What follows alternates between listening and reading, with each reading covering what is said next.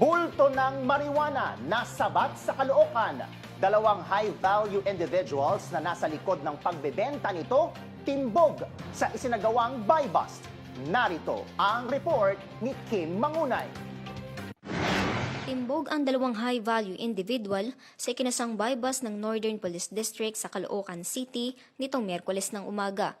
Tinatayang nasa 12 million pesos ang halaga ng nasabat na marijuana na may timbang na humigit kumulang na 100 kilograms sa parking lot ng isang fast food chain sa Caloocan. Kinilala ang mga suspek na sina John Kenneth Hernay, 30 anyos, at Grant Galliano, alias Ata, 24 anyos, pawang residente ng Pangarap Village, Barangay 182 sa lungsod ng Caloocan. Nagpanggap na buyer ang ilan sa pulisya ng Northern Police District Drug Enforcement Unit para makipagtransaksyon sa mga suspek na dahilan para mahuli ang dalawa.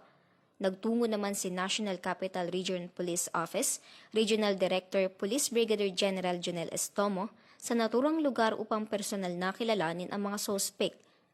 Natuklasan ni Estomo na mula pa sa Kalinga, Apayao ang bulto ng marijuana na nasabat sa mga suspek na siya namang ibinabagsak sa area ng Caloocan, Malabon, Navotas at Valenzuela o Kamanava at kalapit na lugar kabilang ang Bulacan gamit ang nirerentahang sasakyan.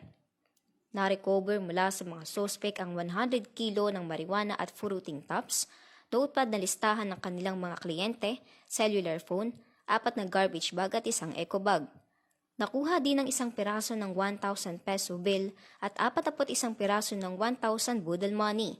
Nahaharap ang mga suspek sa kasong paglabag sa Section 5 at Section 11, Article 2 ng Republic Act 9165 o ang Comprehensive Dangerous Drugs Act of 2002.